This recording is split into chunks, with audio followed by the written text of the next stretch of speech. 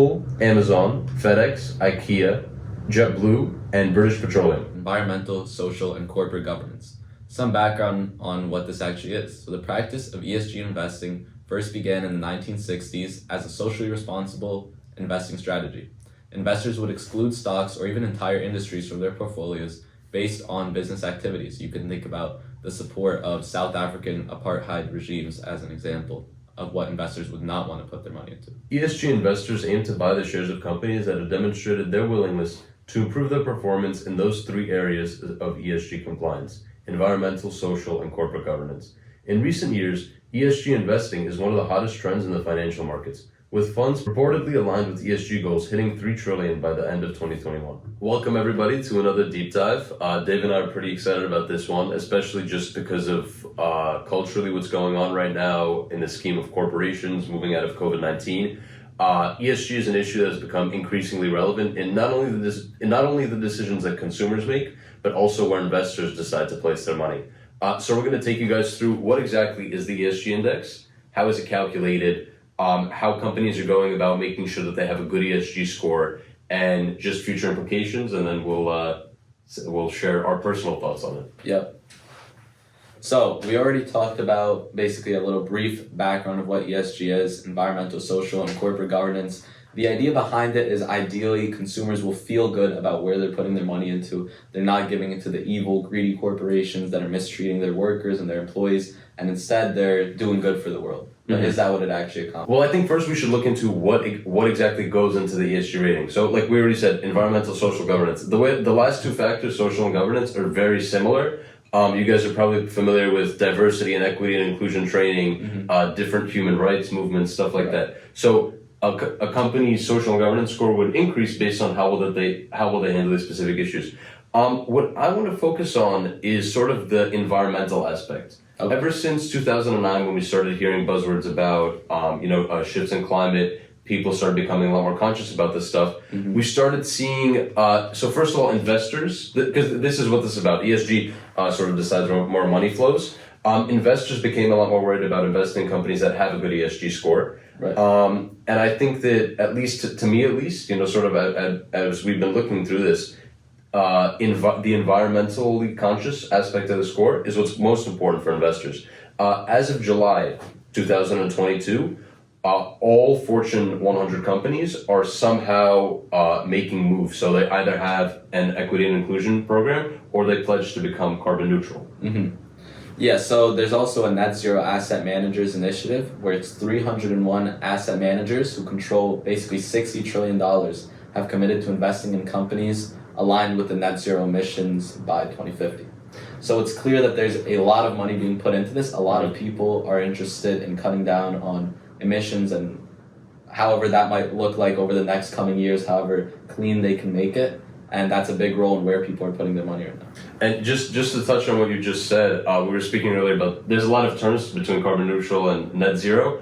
The term carbon neutral was really pioneered at the Copenhagen Climate Conference in 2009.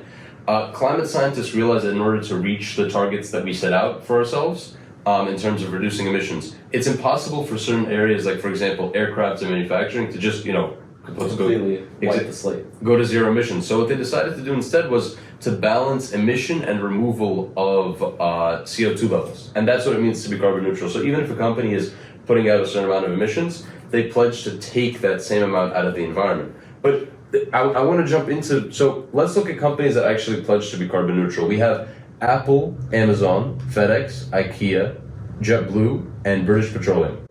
It's just a few of them. Let me know what stands out to you on this list, though. I think it's got to be British Petroleum. But I know that they have been doing, when it comes to that, a little bit of cooking the books a little bit, because there's only so much that they can go, net zero. So what they're doing is essentially they're going to install methane measurement at all of their oil and gas processing sites and try to reduce the methane intensity of operations by 50%. So that's the angle that they're taking on trying to do it. And they're going to increase how much investing they're putting into non-oil and gas businesses as time goes on.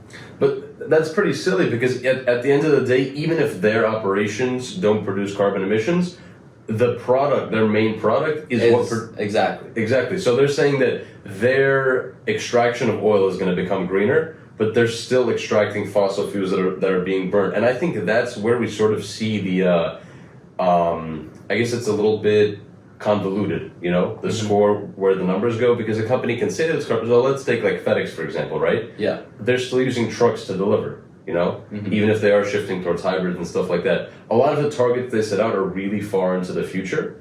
For example, like by 2050, by 2040, by, super far in the future.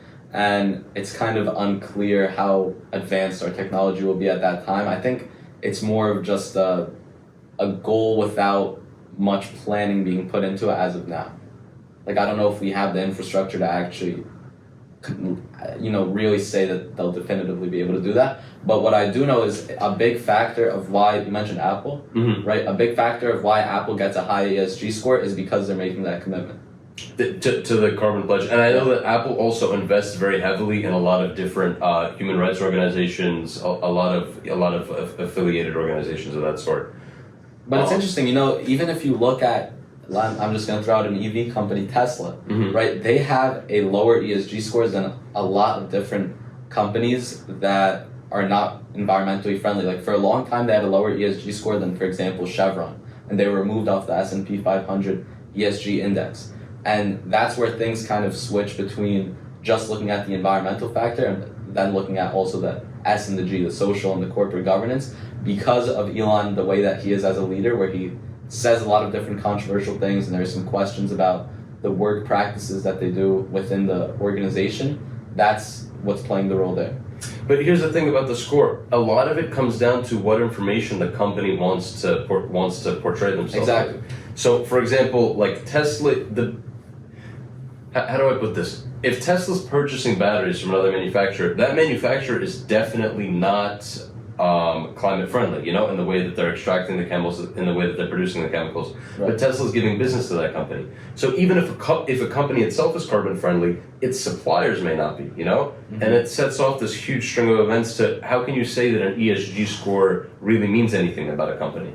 Yeah, so that's what I think the main problem with ESG scores is kind of the difficulty when it comes to defining objectively whether a company is ethical or unethical in their practices. Because like you said, things are very convoluted and it's hard to draw the hard lines of whether something is acceptable or not. Like, even though Tesla does produce EVs, which theoretically are great for the environment and that's what we should be looking to do in the future, like you mentioned, where are they getting the materials that they need to actually put the car together? So it's hard to draw that line. And what I think is interesting, just if I was an investor looking at this space, there's very little standardized measurement for ESG scores. It's not even a standardized scale. Some companies go, They rate them like bonds, so from CCC to AAA. Some companies go 0 to 100. And it's not, for example, if your company has this program, then you have a higher score. If you don't have this program, it's a lower score. It's extremely subjective, and it depends, like I said, what information are companies releasing? What emissions information are they releasing? Stuff like that. The thing is, we are talking about publicly traded companies, so a lot of this stuff is public in terms of information, financial information, stuff like that. I think the score means well, but ultimately it's a little questionable. Yeah. And the thing is, I know it's very encouraged for people, because some people, they just want to invest in the ESG index funds, because a lot of different companies, private equity, whatever, they have their own various different funds. And people will just blindly invest into it and trust that the companies included in the funds are all what they're, because like we said, a lot of what they're thinking of when they think of ESG is the carbon emissions type stuff and environmentally related changes within the company, but it's very much encouraged for people to actually look through that list of companies and see what exactly each one does, because it is so subjective. What's funny is that those bonds have a much lower rate of return than regular bonds. Well, I think that's kind of to be expected, because the idea of it is basically it's not the same old Wall Street where you're just trying to make money as fast or however way you can. It's more so putting it in the right place. Yeah, putting it in the right places. So that's I think understandable, but I know the fees for using those, whether the bonds or the funds, is much more than for using a regular fund. Yeah, it's very much a niche space. Mm-hmm. But I want to point you guys towards a study between, and I'll link it, so everyone can take a look. London School of Economics and Columbia. They looked at companies between 2010 and 2018, and they saw how they performed on a financial level, both publicly traded and privately traded companies. And this is a quote directly from them. ESG funds appeared to underperform financially relative to other funds within the same asset manager and year, and to charge higher fees. Our findings suggest that socially responsible funds do not appear to follow through on proclamations of concerns for stakeholders. And aside from the financial aspect, they continue to say that ESG-based companies oftentimes have lower targets than non-ESG-based companies for these same environmental criteria, social criteria. So companies who don't participate in it and who don't market themselves as an ESG company often are already meeting those standards. So it sort of becomes not as relevant index for investors. What do you mean by marketing themselves as a ESG company? I mean, for example, by saying that they're going net zero, carbon neutral, saying that they have these new programs. There's companies who already are climate friendly. Okay. Exactly. Right, but they're not putting it out there. I think a lot of it, what it comes down to, is marketing and press, saying that you're going carbon neutral or you're meeting these net zero standards by however many years in the future. It's good for business. Investors are probably happy, and it brings good attention to the company. But what's interesting is, so if we look at specifically carbon emissions, the largest emitters are definitely energy companies Mm-hmm. and vehicles as well. Like there's a highway right here. Mm-hmm. There's emissions happening right there. But different automakers have vastly different approaches to how they want to actually go, how they want to create zero emission vehicles, or ZEVs. I know Toyota, for example, instead of going all out on electric vehicles, their mindset is you can make 5 to 10 hybrids for one electric vehicle. And even though the battery itself is harmful, it's going to pay itself back in a much more meaningful way if you dissipate that into a bunch of different cars.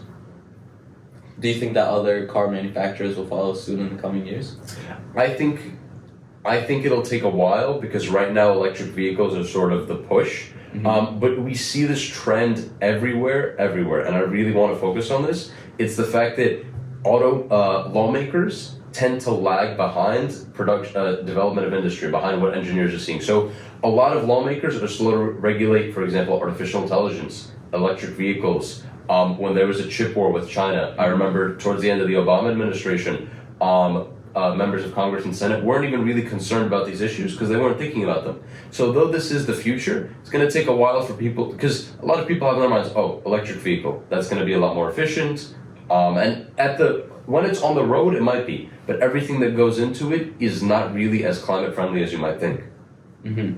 And I know not just Toyota, but you had been mentioning Porsche's eFuel that they've been working on. Yeah, this is something really revolutionary. Before I go into it, this is really far off. I mean, decades. Right now, they're producing 34,000 gallons a year. They're projecting to produce 150 million gallons a year. But get this, we use 350 million gallons a day. So even at the end of the decade, they're only going to produce in a year half of what the United States uses in a day. It's still a good start. And the way that they're going about this is they set up a plant in this most southern point of South America, in Chile, because the winds are so strong there. They're using renewable energy to simultaneously extract carbon dioxide from the air and create fuel with water.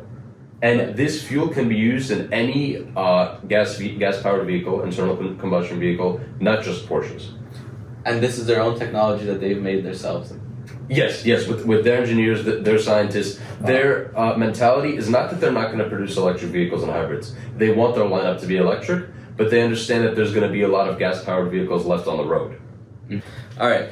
So I kind of want to circle back to what we were talking about earlier with ESG scores and some of the different ways that asset managers look into it and the policies that they have within their own businesses. So there's three in particular that I want to talk about: Vanguard, State Street, and BlackRock, because they do have certain policies that I think, due to recent developments with the affirmative action Supreme Court ruling, might come into question. So each of them, obviously it's a big focus, DEI, aka diversity, equity, and inclusion. which play a role in an ESG score, obviously. And I'm just going to walk you through some of their different, outlooks. So Vanguard themselves have stated that their voting policy, which if you didn't know, all of those companies which I listed are majority stakeholders in a bunch of companies on the S&P 500. More than half of them, I think. Yeah, so the way that they vote, it really does matter. So these are their voting policies. So they look into a lot of the same areas like we talked about with climate risk, but more specifically, board diversity is what I was interested in for this. State Street looks into equity and inclusion as well in terms of the diversity of boards and workforces within a lot of these companies. And BlackRock as well, they have probably the strongest take on this. Their target is 30% on board diversity. Wow. And they encourage companies to have at least 2 directors who identify as female and at least 1 who identifies as being from an underrepresented group. So that's a broad definition, but it would include ethnic and racial minorities, LGBTQ+. Underrepresented also counts for religious or cultural identity and also people with disabilities or veterans. And so this is basically pretty strict, right? And this is a big reason for why BlackRock opposed the election of a lot of different directors in the past few years. But what I think is interesting is now that the Supreme Court has ruled basically making affirmative action illegal and no longer in practice, will they be able to continue keeping these practices in place? Because now everybody is supposed to be treated without the preferences that affirmative action would bring. And I'm not sure if they're going to be able to keep board diversity this much in writing. Like maybe they would still consider it as a factor, but I don't think they'll be able to have this 30% target. Well, I think that they can still have these targets simply because they're private companies. So technically no one can take issue with them putting out these numbers. And I think there is precedent for this. There was a woman who, I think she's a wedding planner or something in that realm. She decided to refuse service to gay couples. Yes. And the Supreme Court ruled that it was okay for her to do that since it was a private business. So I think that in the case of these asset managers, if they choose to invest in a company or not, based on these targets, it's really up to them. What the question that I want to ask you is, how relevant do you think these numbers really are? How relevant are these targets? Because here's the thing. Ultimately, what these corporations want is they want to make money, right? Mm-hmm. So regardless of if a company is meeting these targets, if they're growing at 50% each year, let's say, but their board doesn't meet the diversity targets, you really think they're going to keep their money out of there? Because business is business. Well, the thing is, it's not about keeping their money out of there. If they're already majority stakeholders, they have the say on what goes on within the company. So they can make a lot of those decisions. Well, I'm talking about new companies. If they're looking to acquire a company, right? Mm-hmm. And let's say it's something that's growing at an insanely fast rate, they want to jump on at the ground floor.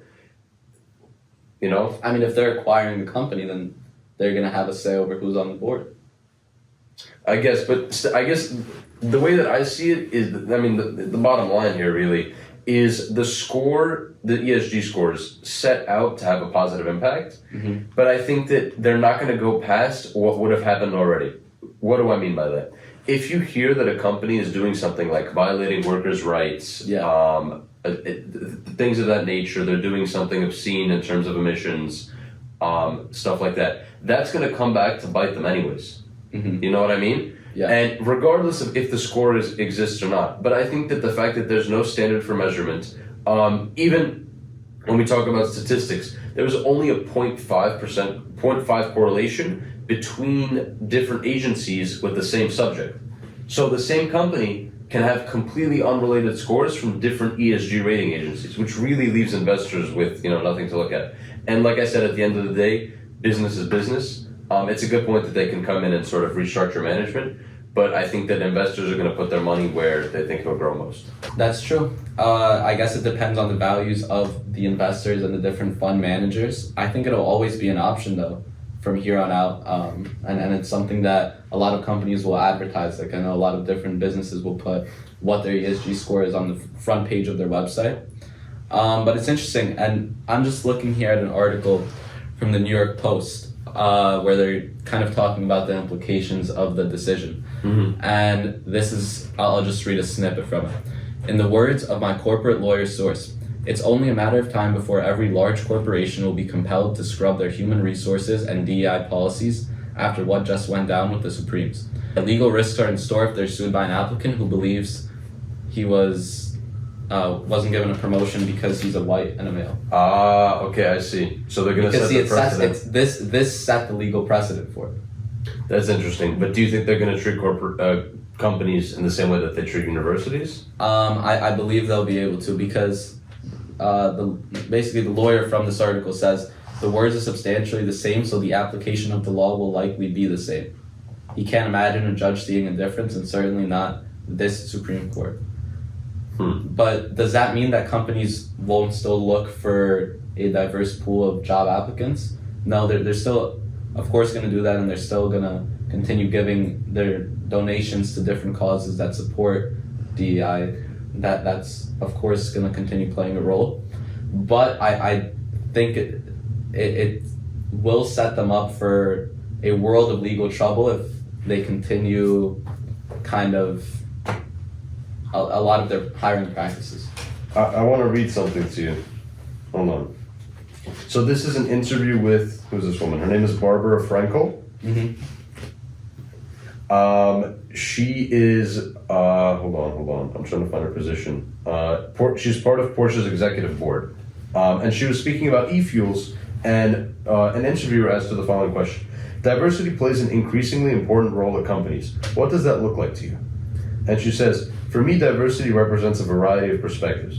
We need people from different types of experiences, right? And then she goes on to mention, significance of diversity, how mixed teams can be stressful. But I think that what's important, this is just my personal opinion, like she said, diversity of perspectives. You can't really put a percentage on that, right?